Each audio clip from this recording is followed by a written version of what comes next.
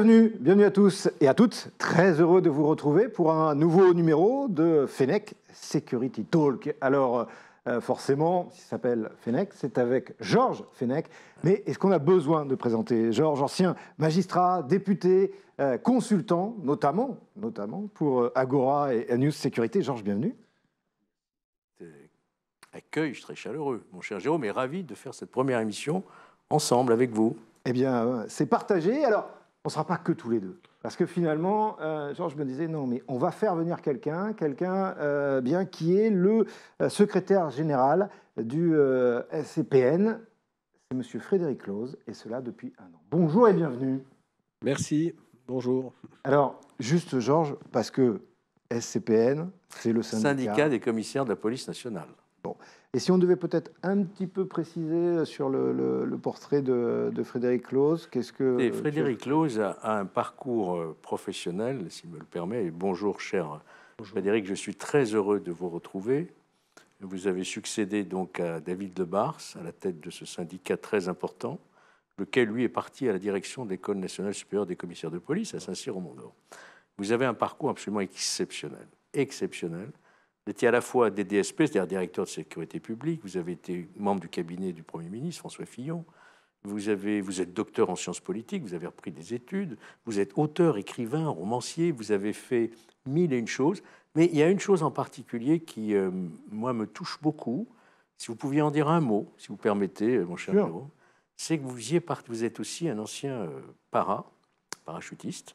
Vous faisiez partie du RCP, c'est ça? Premier RCP, de la 3e compagnie de combat, c'est-à-dire que vous avez quitté cette compagnie quelques petits mois juste avant l'attentat du Drakkar par le Hezbollah, qui a vu 58 de vos camarades que vous avez connus, qui étaient des parachutistes, qui sont morts. Vous pouvez en dire un mot, peut-être? Oui, effectivement, j'ai devancé l'appel en 1982 et je suis parti au 1er régiment de chasseurs parachutistes, 3e compagnie de combat. Une expérience extrêmement forte, stimulante, puisque je suis arrivé dans le Liban en guerre, en pleine anomie, en pleine guerre civile. Et j'ai notamment assisté à l'invasion du Liban par Israël, l'opération militaire Paix en Galilée, le siège de Beyrouth, l'assassinat de Béchir Gemayel, énormément d'événements, la création du Hezbollah, qu'on a vu se créer en 82, officialisé en 85. Et lorsqu'il a fallu se réengager, puisque j'étais engagé dans mon service militaire, j'ai décidé, après une nuit de réflexion et des pressions amicales, notamment de mes gradés, de ne pas me réengager. Et ceux qui sont engagés, certains d'entre eux sont morts un an après dans l'attentat, effectivement, du Drakkar. Et c'est terrible, évidemment. D'accord. Alors, il ne s'est pas réengagé. Par contre, il est devenu commissaire. Maintenant, il est à la tête de ce syndicat. 3 thématiques qu'ils vont pouvoir aborder tous les deux. La première, les difficultés rencontrées par la police nationale. Deuxième thématique, la réponse pénale est-elle à la hauteur des enjeux de sécurité? Et puis, on terminera avec, peut-on dire qu'il y aura un avant et un après Jeux olympiques et paralympiques de Paris en matière de sécurité, vous l'aurez compris. Georges, on va débuter tout de suite avec cette première thématique, les difficultés rencontrées par la police nationale. Oui, et cette thématique est d'autant plus d'actualité qu'il y a eu un changement de gouvernement, que M. Darmanin a quitté la place Beauvau au profit de M. Bruno Retailleau, qui est arrivé avec des idées fermes, bien arrêtées, et qu'on entend beaucoup en ce moment sur les questions donc, pas de maintien de l'ordre, mais de sécurité en règle générale contre la délinquance et contre l'immigration aussi, et les liens qu'on peut en faire avec une certaine forme de délinquance. Alors, on aimerait bien avoir votre avis en tant que représentant de ce syndicat des commissaires. Est-ce que vous considérez qu'aujourd'hui, qu'est-ce que vous attendez, au fond, de ce nouveau ministère, de ce nouveau ministre, même s'il y a des restrictions budgétaires, sauf que là, c'est sanctuarisé apparemment. Quelles sont les difficultés auxquelles vous heurtez aujourd'hui et qu'est-ce que vous attendez de ce nouveau ministre? Ça va être, on sait très bien que le contexte politique fait que ce sera difficile pour ce ministre, puisqu'il n'y a pas de majorité parlementaire. Mais néanmoins, ce que nous, on attend, et je pense ce qu'attendent les Français, c'est de rétablir la sécurité, la dissuasion et l'autorité. De mettre fin aussi à cette espèce de fatalisme qui fait qu'en matière d'insécurité, ça augmente progressivement, par capillarité dans tout le territoire national. Mais on se dit, après tout, c'est normal, c'est comme ça, il faut être raisonnable, il faut s'adapter. on n'y peut rien, c'est un peu comme la pluie qui tombe. Eh ben, moi, le premier message, ça serait de dire, on peut retrouver la sécurité au niveau régalien. On a des marges de manœuvre, autant en matière économie, en matière écologie, ça dépend du contexte international, européen. Il est difficile de réduire le chômage, l'inflation, de relancer l'investissement, la création d'emplois. En matière de sécurité, c'est une question de volonté politique. Et malgré les blocages qui existent et qui sont contestables sur les textes internationaux et les verrous qu'on a mis en place, néanmoins, je pense qu'on pourrait énormément améliorer la question de la sécurité de façon franco-française. C'est une question de volonté politique. C'est la première chose que je voudrais lui dire. Deuxièmement, je voudrais lui dire que améliorer la sécurité, c'est améliorer la confiance. La confiance, c'est pas simplement important en matière économique, c'est important en matière sociale, dans la vie de tous les jours. Troisièmement, c'est que pour ceux qui pensent que les forces de sécurité coûtent cher, ce qui est le cas, hein, les forces de sécurité coûtent de plus en plus cher, l'administration pénitentiaire, les budgets qui augmentent de la justice, qui est en partie de peu pour la justice. Par contre, l'insécurité coûte encore plus cher. Le coût de l'insécurité, si on mettait ce coût chiffré, ce qu'a déjà fait un économiste, Jacques Bichot notamment, on s'apercevrait que ça coûte très cher. Donc, c'est lui dire, rétablissez la confiance, rétablissez la sécurité, sans complexe, déplacez les curseurs, et vous verrez que d'abord, il y aura un gain politique et surtout un gain pour les Français. On va mieux vivre, c'est ce qu'on a vécu pendant les Jeux Olympiques.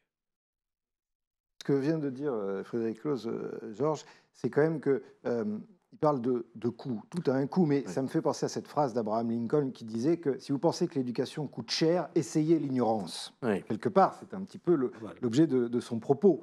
On pourrait d'ailleurs poser la question de savoir si le continuum doit-il s'étendre encore un peu plus. Oui, d'ailleurs, je sais, Frédéric Close, que vous êtes un fervent partisan de ce qu'il est convenu d'appeler le continuum de la sécurité, qui a donné lieu, vous le savez, à une loi sur la sécurité globale qui a été votée. D'ailleurs, le rapporteur était l'un de vos collègues qui était devenu député, hein, monsieur Fauvergue, Jean-Michel Fauvergue.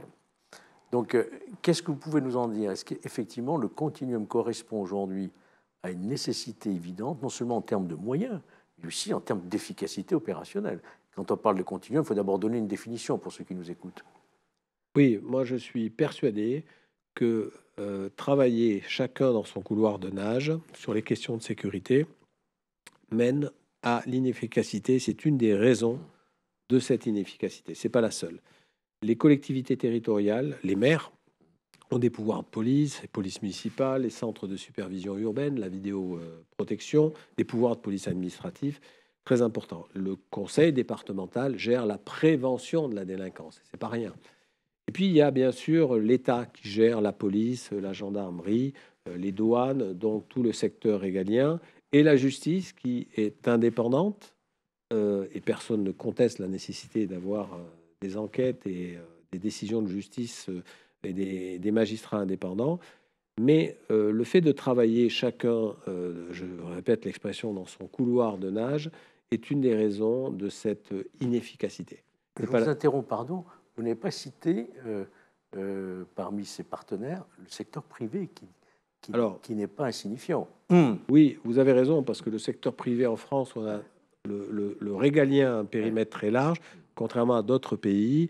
La sécurité est parfois pris en compte beaucoup plus par le secteur privé, et c'est très important. Oui, effectivement, le secteur privé vous permet de vous décharger un certain nombre déjà de tâches, comme on dit, mais en même temps, oui, et puis, vous l'avez vu avec les JO de Paris.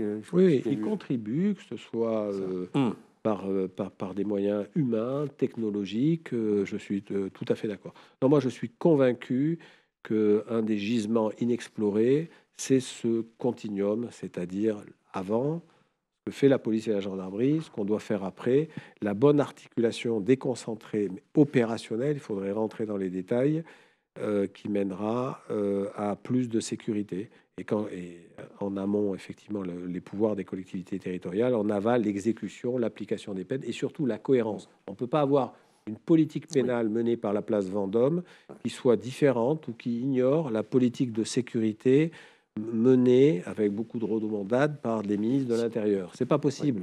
Si on en reste faut converger à la question des rapports complémentaires entre les collectivités territoriales, donc les mairies, Oui. réalité. Et la police, et si on prenait, pour être un peu polémique, un cas concret, celui de Grenoble. On a vu récemment Grenoble à feu et à sang. Un agent municipal exécuté, des fourgons attaqués en plein centre de Grenoble, des tirs à la Kalachnikov sur un marché, et on entend dire cette petite musique, mais le maire de Grenoble, c'est pas tellement son affaire, la sécurité. Il considère que c'est, il n'a pas tort sur le fond, c'est la police nationale. Mais est-ce qu'un maire, quand même, ne doit pas agir en complémentarité avec ses pouvoirs propres, avec la police nationale? Pense-moi que c'est une obligation. Il y a un quasi-droit à la sécurité qu'il faudrait consacrer. Les élus ont des pouvoirs particuliers, armée par armée, la police municipale, développer la vidéoprotection. Aujourd'hui, en 2024, avec ce qui se passe sur le front de la sécurité, que ce soit la petite et moyenne délinquance ou le spectre, la grande délinquance ou le terrorisme, on ne peut plus, dans une ville qui est la 12e ville de France, dire « Ah ben non, moi je fais différemment ». Il n'y aura pas de caméra, ou il y aura des policiers municipaux non armés. Je rappelle que d'ailleurs, il y a une dizaine de policiers municipaux depuis une quinzaine d'années qui sont décédés dans des actes de délinquance, de terrorisme. Quand on est en bleu sur la voie publique, on doit être armé aujourd'hui. La 12e ville de France, c'est pas rien. Ça, c'est le cas concret de Grenoble. C'est pas possible. On peut pas. Alors certes, les collectivités territoriales, article 72, s'administrent librement, mais on doit réfléchir à ça. On peut pas laisser des grandes villes avec des maires, par exemple, qui décident de dire ah ben non, moi je fais du tout préventif. Ça relève de C'est le cas de Paris aussi, entre parenthèses. Oui, j'allais dire, il n'y a pas que. Effectivement, ça peut être le cas aussi de villes, mais donner un bon relais, si on continue dans votre expression de couloir de nage, là, si on fait le relais, témoin, passage de témoin sur cette deuxième thématique. La réponse pénale est-elle à la hauteur des enjeux de sécurité? Parce que c'est un peu ce que vous étiez en train d'évoquer tous les deux là, c'est qu'est-ce qu'il en est de la mise en œuvre de l'Observatoire de la réponse pénale, par exemple? Et oui, c'était dans le cadre, vous vous souvenez, pas les entretiens, comment on appelle ça, les Beauvau de la sécurité. Le Beauvau de la sécurité, qui avait été mis en place à l'époque. Il y avait aussi Dupond-Moretti qui était invité, voilà, et les différents syndicats de police. Et le cri qu'on entend et qui résonne dans les oreilles de tous les Français, c'est celui d'un syndicaliste policier qui disait « Le problème de la police, c'est la justice ». Donc l'absence de réponse pénale claire. Et vous aviez exigé à ce moment-là un observatoire de la réponse pénale. Est-ce qu'aujourd'hui, vous avez satisfaction de ce point de vue? Est-ce que vous avez le sentiment que la réponse pénale sous M. Dupond-Moretti, et peut-être maintenant, qu'attendez-vous de M. le garde des Sceaux, M. Migaud? Alors, l'Observatoire de la réponse pénale, c'est d'ailleurs pas une proposition du syndicat des commissaires, mais on l'a fait nôtre, et on était tout à fait d'accord, on aurait pu la faire, mais c'est un autre syndicat qui l'a fait, le syndicat Alliance, c'est très bien. Il faut qu'on connaisse les peines encourues, les peines prononcées, les peines réellement exécutées. Bon, moi je pense que c'est normal, c'est indispensable. On ne le doit pas simplement aux policiers, aux gendarmes, on le doit aux Français. Politique publique, elle doit être transparente, et c'est un élément de son évaluation. Aujourd'hui, effectivement, le compte n'y est pas. Pour ma part, je ne dirais pas le problème de la police, c'est la justice. Le problème de la police est comme le problème de la justice, c'est quand même fondamentalement le législateur, indépendamment des recrutements, des tendances idéologiques et autres qu'on peut avoir chez les magistrats ou autres. Mais le problème fondamental, c'est le législateur. C'est-à-dire qu'il faut partir d'une idée simple. Depuis 30-40 ans, il faut partir du temps long. La délinquance n'a cessé d'augmenter, la délinquance tout court et la délinquance des mineurs. Et puis, en contrepartie, le taux d'élucidation baisse. En contrepartie, le nombre de places de prison n'est pas à la hauteur de l'augmentation de cette délinquance et de l'augmentation de la population française. Donc, il y a quelque chose qui ne va pas. On imagine si on avait un taux, je le dis parfois, d'alphabétisation qui baissait dans ce pays, une espérance de vie qui baissait, et qu'on nous dise « Ah ben non, mais c'est normal dans un grand pays ». Personne ne pourrait se satisfaire de cette réponse.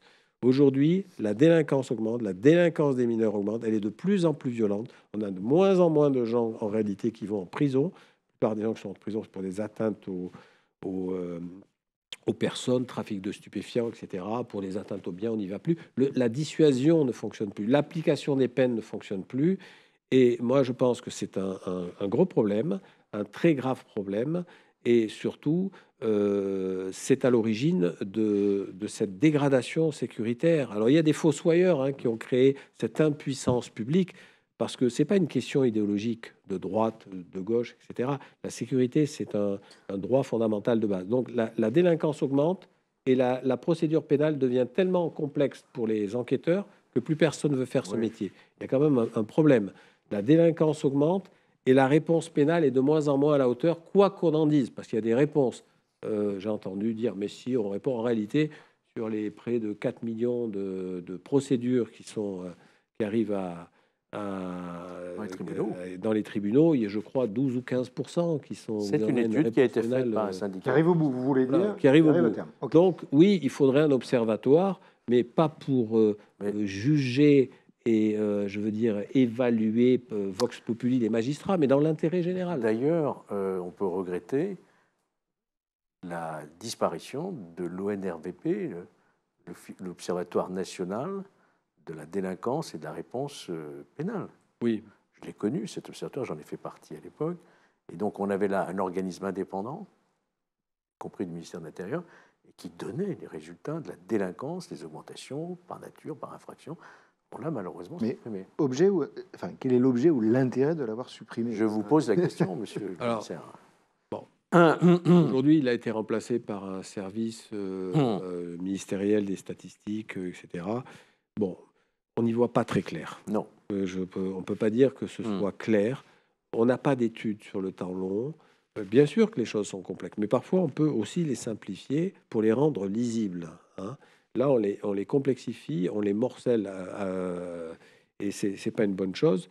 Donc effectivement, il manque cet outil, un outil qui soit une aide à la décision, parce qu'il nous faut d'abord des stratégies en matière de sécurité. Il faut sortir du binaire, prévention, répression, ou des oppositions, ou des guerres picrocolines, policiers, magistrats, gendarmes, policiers, on n'en est pas là, il faut arrêter, ou certains maires.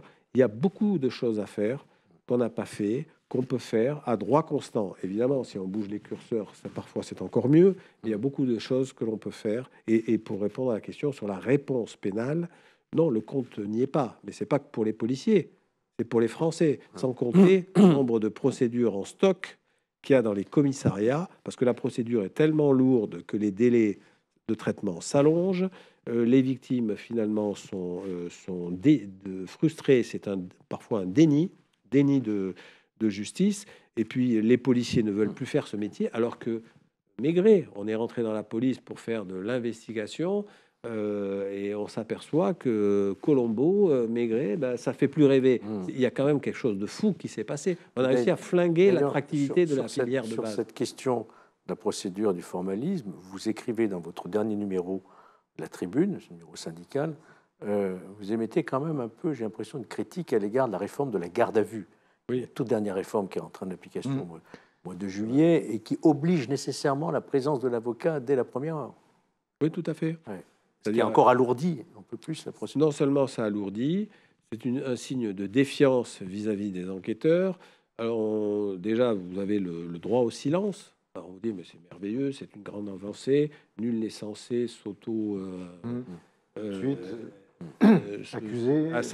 accuser soi-même, l'égalité des armes. Moi, je ne suis pas d'accord avec ça. Je pense que c'est une régression. D'ailleurs, je pense qu'un tueur en série comme Guy Georges serait toujours en train de tuer si on lui avait dit « vous avez le droit au silence ». Moi, le premier droit, c'est pour les victimes, c'est pour la société, c'est d'élucider. Au contraire, on devrait prendre en compte le fait que quelqu'un, à un moment donné, avoue. Alors, il n'y a pas que l'aveu, mais le droit au silence est problématique.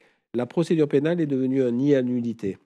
La procédure pénale donne l'impression qu'en mettant l'avocat à un niveau tellement important et on continue au même niveau que le policier et le magistrat, et c'est problématique parce que le policier, comme le magistrat, travaille dans l'intérêt général.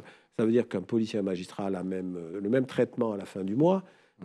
Et deuxièmement, si un policier et un magistrat s'aperçoit qu'il se trompe parce qu'il travaille in rem et pas in personam. Il travaille sur les faits. S'il s'aperçoit qu'il va sur une fausse piste, eh ben vite, il fait marche arrière. Il revient en arrière. Notamment s'il est en train de charger quelqu'un. Et c'est pareil pour un magistrat, on travaille dans l'intérêt général. Le rôle d'un avocat, qui est tout à fait noble, est très différent. Il est payé par son client, qui peut être un client d'ailleurs qui est un délinquant occasionnel ou d'habitude.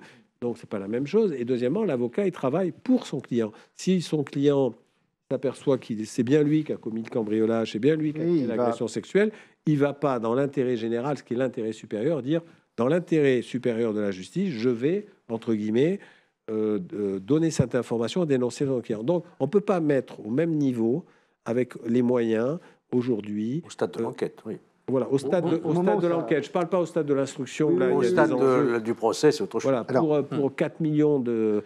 non, mais notamment pour les procédures de base, pour les procédures importantes qui vont aller aux assises, etc., ou les grandes procédures délictuelles, on pourrait comprendre qu'il y a tellement d'enjeux que oui.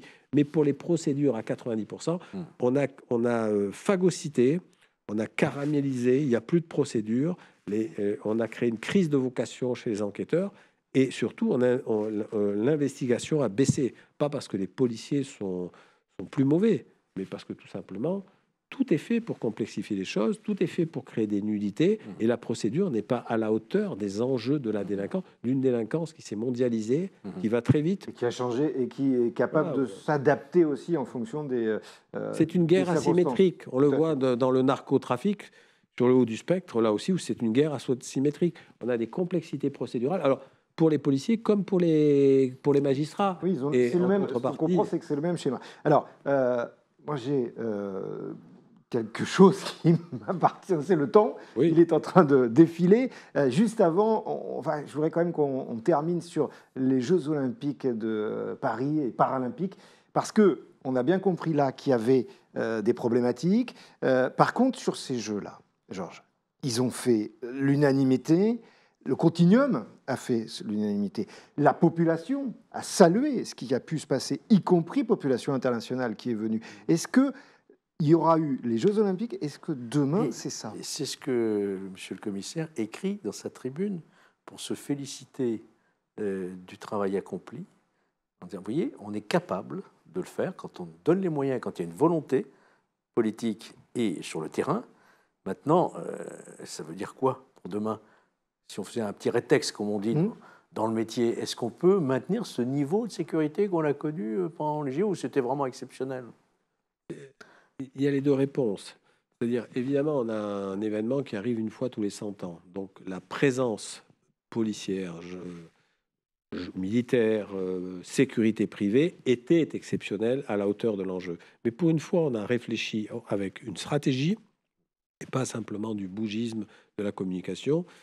On a réfléchi continuum de sécurité, on a été exigeant, on a dit on ne va pas essayer de faire, on n'a pas une obligation de moyens.